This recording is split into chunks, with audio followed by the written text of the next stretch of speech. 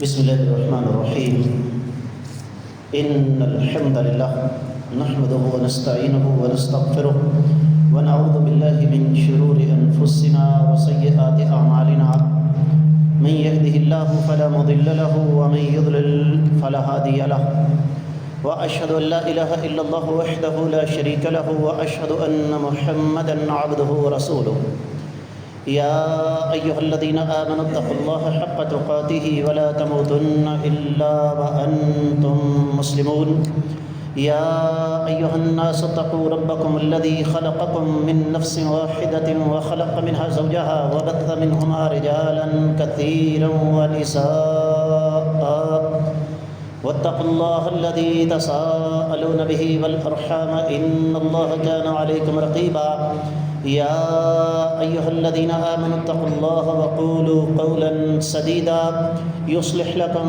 أعمالكم ويغفر لكم ذنوبكم ومن يطع الله ورسوله فقد فاز فوزا عظيما أما بعد فإن خير الحديث كتاب الله وخير الهدي هدي محمد صلى الله عليه وسلم وشر الأمور محدثاتها وكل محدثة بدعة وكل بدعة ضلالة وكل ضلالة في النار قال الله عز وجل بعد أعوذ بالله السميع العليم من الشيطان الرجيم بسم الله الرحمن الرحيم قاف والقرآن المجيد بل عجبوا أن جاءهم منذر منهم فقال الكافرون هذا شيء عجيب أإذا متنا وكنا ترابا ذلك رجع بعيد قد علمنا ما تنقص الأرض منهم وعندنا كتاب حفيظ بل كذبوا بالحق لما جاءهم فهم في أمر مريج أفلم ينظروا إلى السماء فوقهم كيف بنيناها وزيناها وما لها من فروج والأرض مددناها وألقينا فيها رواسي وأنبتنا فيها من كل زوج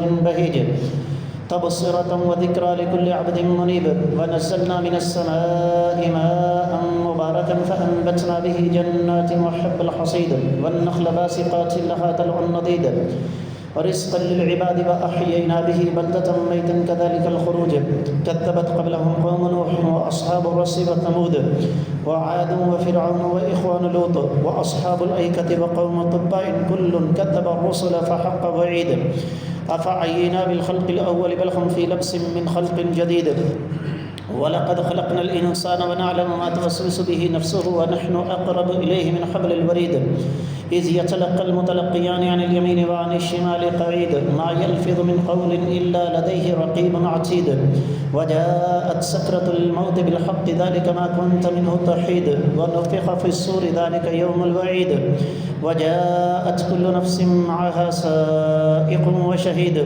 لقد كنت في غفلة من هذا فكشفنا عنك غطاءك فبصرك اليوم حديد وقال قرينه هذا ما لدي عتيد ألقيا في جهنم كل كفار عنيد مناع للخير معتد مريب الذي جعل مع الله إلها آخر فألقياه في العذاب الشديد قال قرينه ربنا ما أطغيته ولكن كان في ضلال بعيد قال لا تختصموا لدي وقد قدمت إليكم بالوعيد ما يبدل القول لدي وما أنا بظلام للعبيد يوم نقول لجهنم هل امتلأت وتقول هل من مزيد وأزلفت الجنة للمتقين غير بعيد هذا ما توعدون لكل أواب حفيظ من خشي الرحمن بالغيب وجاء بقلب منيب ادخلوها بسلام ذلك يوم الخلود لهم ما يشاءون فيها ولدينا مزيد وكم أهلكنا قبلهم من قرن هم أشد منهم بطشا فنقبوا في البلاد هل من محيص إن في ذلك لذكرى لمن كان له قلب أو ألقى السمع وهو شهيد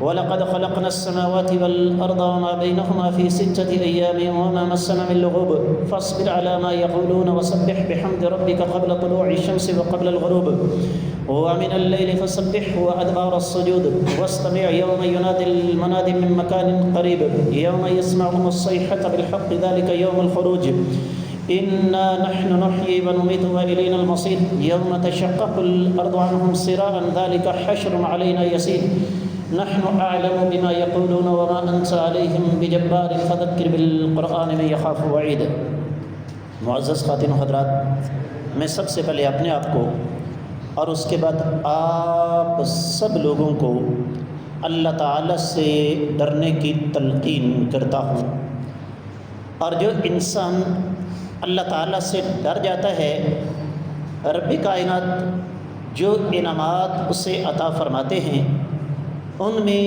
ایک بصیرت بھی ہے، اور بصیرت کا تقاضا یہ ہے کہ انسان کو کھرے کھوٹے، اچھے برے اور دوست اور دشمن کی پہچان ہو جائے۔ جب مجھے اور آپ کو دوست اور دشمن کی پہچان ہو جائے گی تو پھر اگلا مرحلہ ہمارے لیے آسان ہو جائے گا، اور وہ یہ کہ ہم اپنوں کے ساتھ دوستی محبت رکھیں گے اور دشمنوں کے ساتھ ہم عداوت کا اظہار کریں گے۔ آج رب کائنات کی توفیق اور اس ذات بابرکات کے فضل و کرم سے 19 شوال 1446 ہجری، دوسری طرف 18 اپریل 2025 عیسوی ہے، اور ہمارا آج کا موضوع دشمنان اسلام کے خلاف مسلمانوں کا ایک بڑا اہم اور بنیادی ہتھیار کون سا ہے۔ اس لیے کہ مسلمان کے پاس اللہ کے دشمنوں کو تباہ کرنے کے لیے بہت سارے ہتھیار ہیں۔ ان میں سب سے پہلے اللہ تعالیٰ کے ساتھ تعلق، پھر رب کائنات کی بارگاہ میں دعا، اس کے بعد اپنی استطاعت کے مطابق وسائل اکٹھے کر کے دشمن کے مقابلے میں میدان میں اترنا۔ انہی ہتھیاروں میں سے ایک ایسا ہتھیار جو ہر دور میں کارگر رہا ہے وہ کیا ہے کہ دشمنان اسلام کی اقتصادی ناکہ بندی، دشمنان اسلام کو مالی طور پر تباہ و برباد کرنے کے لیے ان کا مقاطعہ، جس کو آپ آج کے جدید دور میں بائیکاٹ کہتے ہیں۔ آگے بڑھنے سے پہلے میں یہ مناسب سمجھتا ہوں کہ اس موضوع کا انتخاب کرنے کی وجہ کیا ہے، یہ آپ کو بتا دوں۔ اگر آپ کو یاد ہو تو پچھلے خطبہ جمعہ میں ہم نے اس موضوع کو زیر بحث لا کر قدر تفصیل کے ساتھ اس پر بات کی تھی کہ مظلوم مسلمانوں کی مدد ہم کیسے کر سکتے ہیں۔ یہ بھی اسی کا ایک تسلسل ہے، اور اگر آپ غور کریں تو چند لمحات پہلے میں نے ایک بات کی ہے کہ یہ مالی مقاطعہ، اقتصادی بائیکاٹ ایک ایسا ہتھیار ہے جو کہ ہر دور میں کارگر رہا ہے، یہاں تک کہ آج سے ہزاروں سال پہلے بھی اس کی اہمیت سے انکار نہیں کیا جا سکتا تھا۔ اس پر ہم بعد میں بات کریں گے۔ بہتر یہ ہے کہ پہلے امام الانبیاء محمد رسول اللہ صلی اللہ علیہ وآلہ وسلم کی مبارک زندگی سے کچھ مثالیں آپ کے سامنے رکھ دی جائیں۔ سب سے پہلی مثال،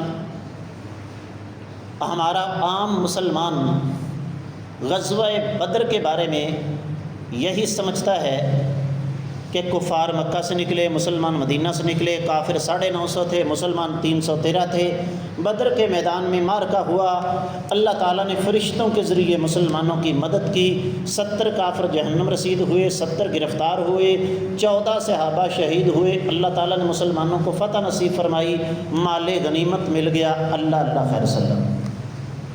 بات اتنی سادہ نہیں ہے، یاد رکھیے گا اس وقت مسلمانوں کی کل تعداد 313 سے زیادہ تھی،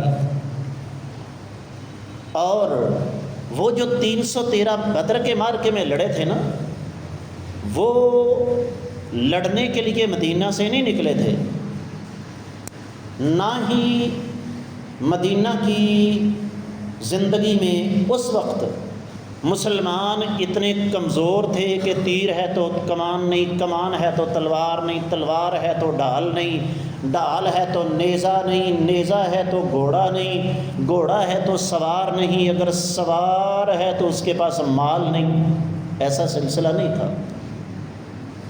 آپ قرآن مجید کا مطالعہ فرمائیں، سورہ انفال میں رب کائنات فرماتے ہیں وَإِذْ يَعِدُكُمُ اللَّهُ إِحْدَى الطَّائِفَتَيْنِ أَنَّهَا لَكُمْ وَتَوَدُّونَ أَنَّ غَيْرَ ذَاتِ الشَّوْكَةِ تَكُونُ لَكُمْ، جب اللہ نے تمہارے ساتھ دو میں سے ایک گروہ کا وعدہ کیا اور تمہاری یہ خواہش تھی کہ وہ گروہ جس کے پاس زیادہ ہتھیار نہیں ہیں تمہارا ٹکراؤ اس کے ساتھ ہو۔ اب یہ دو گروہ کون سے تھے؟ سنیے گا، میرے آقا علیہ الصلوۃ والسلام مکہ سے مدینہ تشریف لائے، اور آپ نے مدینہ آ کے جو بڑے بڑے کام کیے ان میں سے ایک یہ بھی تھا کہ آپ نے جاسوسی کا ایک زبردست قسم کا جال پھیلا دیا، ایک بہترین نیٹ ورک قائم کیا، اور انہی ذرائع سے آقا علیہ السلام کو پتہ چلا، جو اصل موضوع ہے ہمارا، میری طرف توجہ کیجیے گا، کہ مکہ والوں کا ایک قافلہ مدینہ کے راستے شام کی طرف جا رہا ہے، اور وہ قافلہ تجارتی ہے۔ کتنا بڑا تجارتی قافلہ تھا، اس کے لیے آپ صرف ایک مثال ذہن میں رکھیں۔ سیرت اور تاریخ کی کتابوں میں لکھا ہے کہ اس قافلے میں کلو گرام کے حساب سے نہیں، منوں کے حساب سے صرف سونا تھا۔ نبی کریم صلی اللہ علیہ وسلم نے کفار مکہ کی اقتصادی طور پر کمر توڑنے کے لیے کیا فرمایا؟ میرے صحابہ تیاری کرو، یہ قافلہ بچ کر نہیں جانا چاہیے۔ کیوں؟ دو وجہ کی بنا پر۔ پہلی وجہ میں آپ کو بتا چکا ہوں کہ مقصد کیا تھا، کفار مکہ کی اقتصادی طور پر کمر توڑ دی جائے، اور دوسرا مقصد کیا تھا یہ بھی ذہن میں رکھیے گا۔ دوسرا مقصد یہ تھا کہ چونکہ اہل مکہ نے ہمیں مکہ چھوڑنے پر مجبور کیا، میرے آقا علیہ الصلوۃ والسلام کے کروڑ پتی ارب پتی صحابہ کرام اپنی جائیدادیں مکہ میں چھوڑ کر نکل آئے، تفصیلات میں جانے کی ضرورت نہیں۔ تو مکہ والوں کے ساتھ جنگ تھی۔ میرے آقا علیہ الصلوۃ والسلام کو یہ بات قابل برداشت نہیں تھی کہ جن ظالموں کے ساتھ ہماری جنگ ہے، جنہوں نے مکہ جیسے توحید کے مرکز سے نکلنے پر ہمیں مجبور کیا، جنہوں نے آقا علیہ الصلوۃ والسلام سمیت اللہ والوں پر ظلم و ستم کے پہاڑ توڑے، وہ ہمارے قریب سے گزر جائیں اور مالی طور پر فائدہ حاصل کر لیں۔ بڑا خوش ہوتا ہے آج کا مسلمان، ہمیں جناب ڈسٹریبیوشن شپ مل گئی ہے، نیسلے کی، یونی لیور کی، لیور برادرز کی، کوک، پیپسی کی، ہمیں جناب سب وے والوں نے منظوری دے دی ہے کہ آپ برانچ کھول سکتے ہیں۔ ہمیں جناب فلاں ملٹی نیشنل کمپنی نے اپنا ڈسٹریبیوٹر مقرر کر دیا ہے۔ بہت بڑی بڑی تقریبات نامی گرامی ہوٹلوں کے اندر منعقد ہوتی ہیں، وہاں پر لاکھوں روپیہ اڑایا جاتا ہے۔ کس کام کے لیے؟ کہ جی مجھے مبارکباد دو، مال کافر بنائے گا، فروخت میں کروں گا، کمیشن کے نام پر چونگا مونگا اپنے پاس رکھ لوں گا. یہ چونگا مونگا پنجابی کا لفظ ہے، یہ اپنے پاس رکھ لوں گا، باقی سارے کا سارا مالی فائدہ کافر مجھ سے اٹھائیں گے.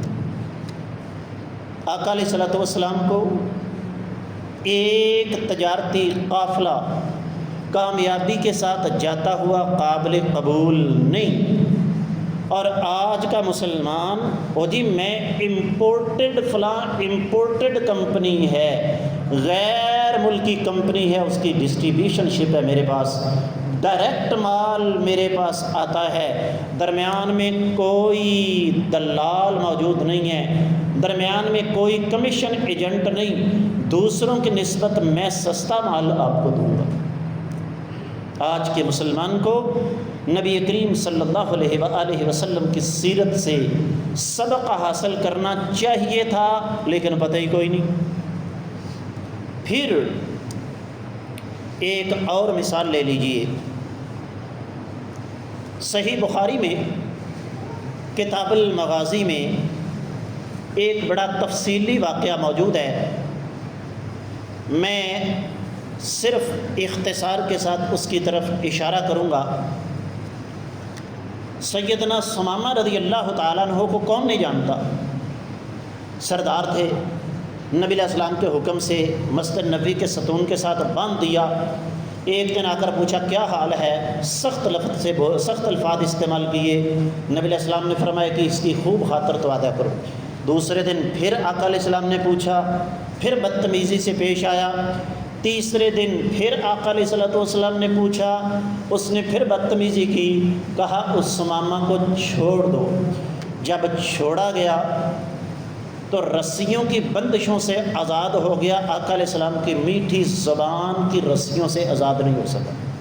واپس پلٹ آیا، کلمہ پڑھا، اور کلمہ پڑھنے کے بعد کیا کہنے لگا؟ واللہ لا یأتیکم من الیمامۃ حبۃ حنطۃ حتیٰ یأذن فیہا النبی صلی اللہ علیہ وسلم.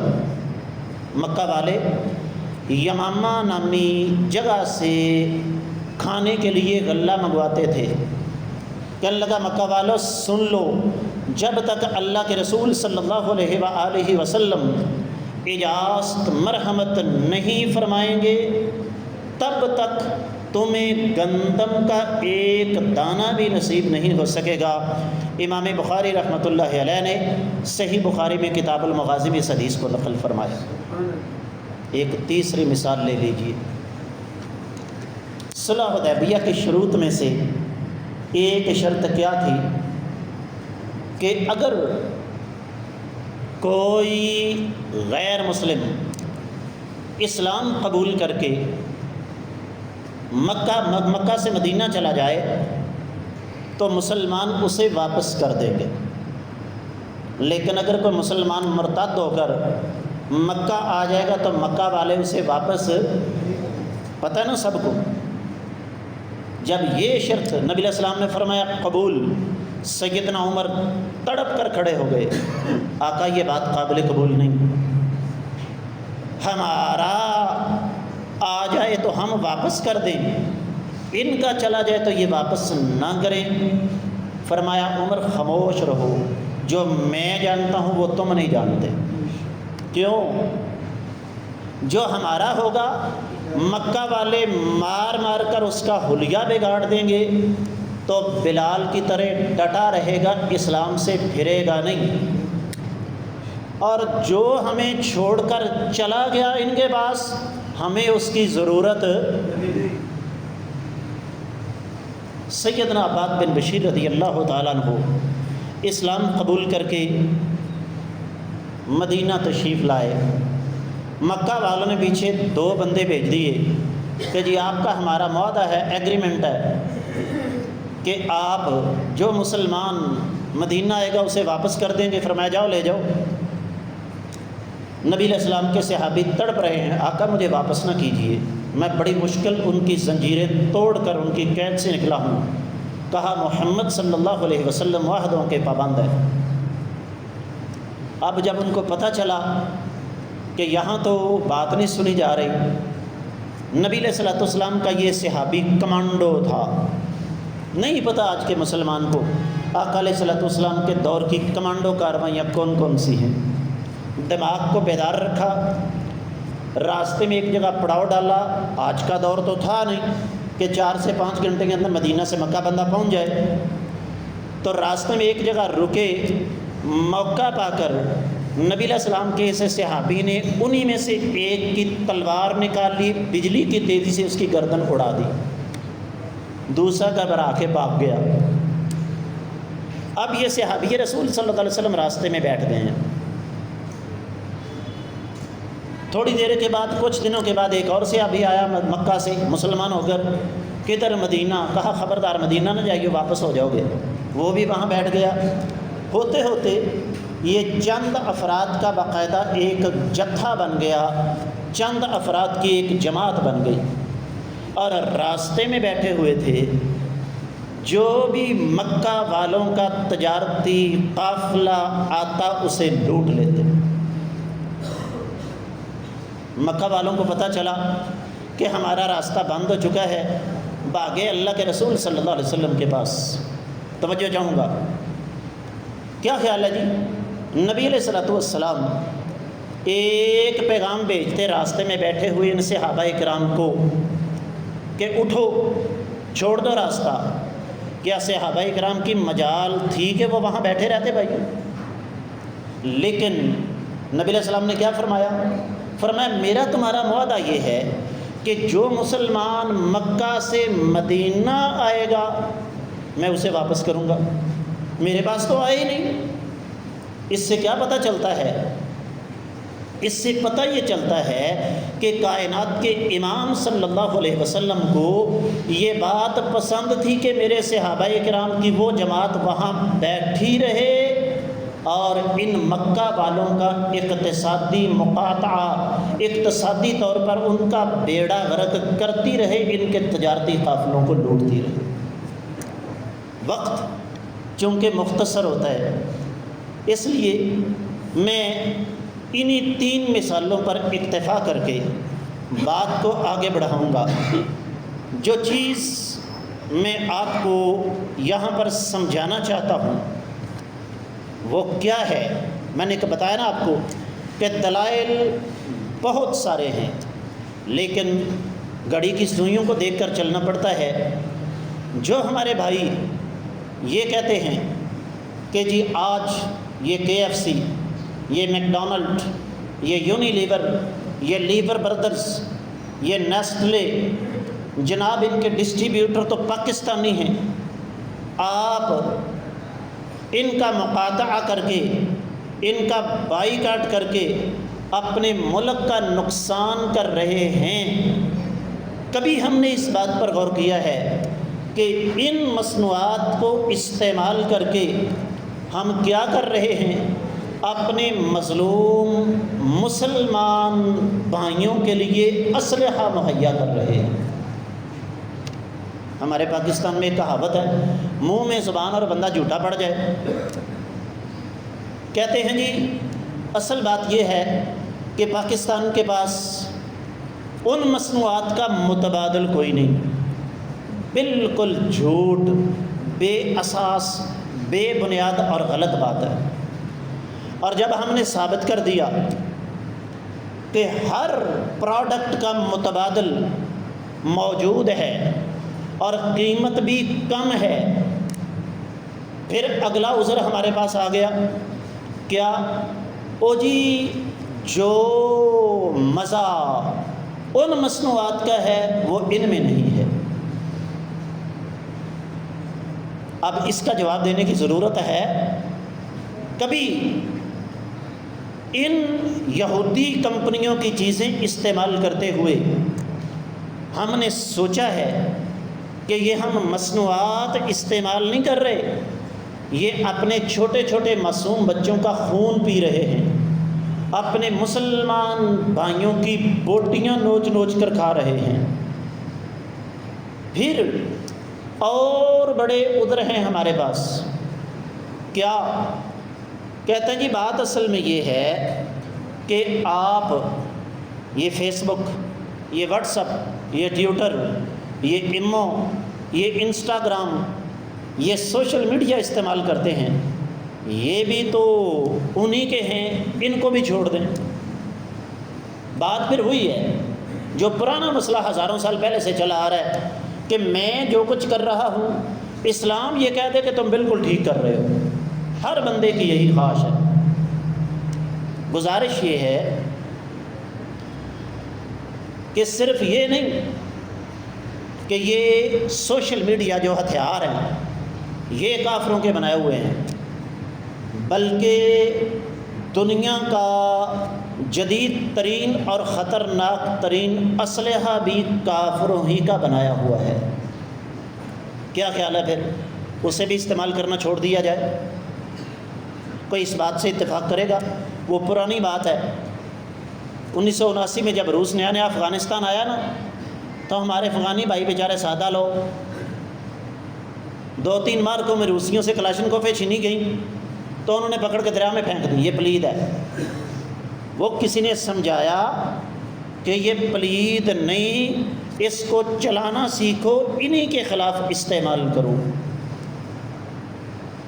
سوشل میڈیا کے یہ جتنے پلیٹ فارمز ہیں اگر ان کو استعمال کیے بغیر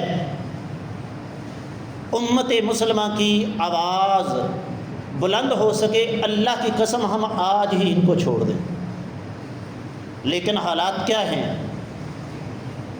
میں بھی جانتا ہوں، آپ بھی جانتے ہیں کہ مسلمان تو مسلمان کافروں کے ملکوں میں اسی سوشل میڈیا پر آنے والی تصاویر، اسی سوشل میڈیا پر آنے والی ویڈیوز جو ایک کمزور دل انسان دیکھ نہیں سکتا، ان کی وجہ سے باقاعدہ طور پر احتجاج ہو رہا ہے۔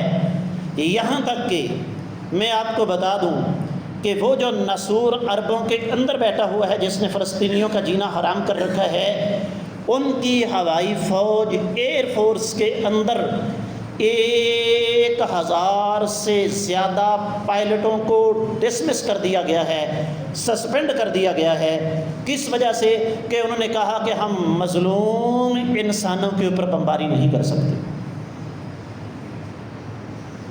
یہ بالکل وہی بات ہے۔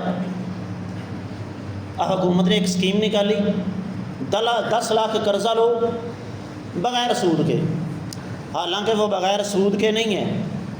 حکومت اگر اتنی امیر ہے تو 10 لاکھ قرضہ اگر 1 کروڑ بندہ بھی 10 لاکھ لے تو کتنے پیسے بنتے ہیں؟ آپ کے کیلکولیٹر میں زیرو ختم ہو جائیں گے۔ ان کو ڈالروں میں کنورٹ کر کے ملک کا قرضہ اتارے۔ حکومت یہ قرضہ بینکوں سے لے گی اور سود اس کا حکومت دے گی۔ اب ایک آدمی کہنے لگا جی آپ بجلی کا بل دیتے ہیں اس میں سود جاتا ہے، گیس کا بل دیتے ہیں اس میں سود جاتا ہے۔ اور میں نے کہا یہ 10 لاکھ تم ذاتی طور پر اختیار کر رہے ہو سودی معاملے کو، یہ بل تم پر زبردستی مسلط کیے گئے ہیں۔ تو عرض کرنے کا مطلب یہ ہے کہ ہر وہ چیز جس سے امت مسلمہ کو نقصان ہوتا ہے اور کافر اس چیز سے فائدہ اٹھا رہے ہیں، اس کا بائیکاٹ، اس کا مقاطعہ ضروری ہے۔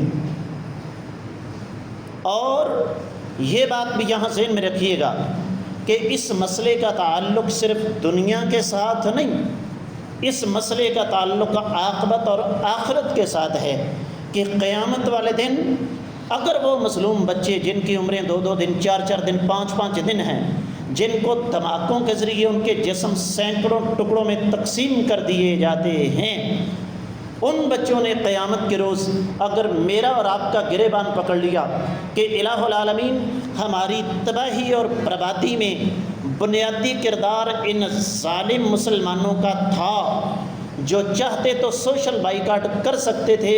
ایک مثال دے کر بات کو ختم کروں گا۔ پاکستان میں ایک محتاط اندازے کے مطابق ایک دن کی کوکا کولا کی سیل 40 ارب روپیہ تھی، جو آج گر کر 2 ارب پر آ گئی ہے۔ کمپنیاں سر جوڑ کر بیٹھ گئی ہیں، اس مسئلے کا حل کیا کیا جائے۔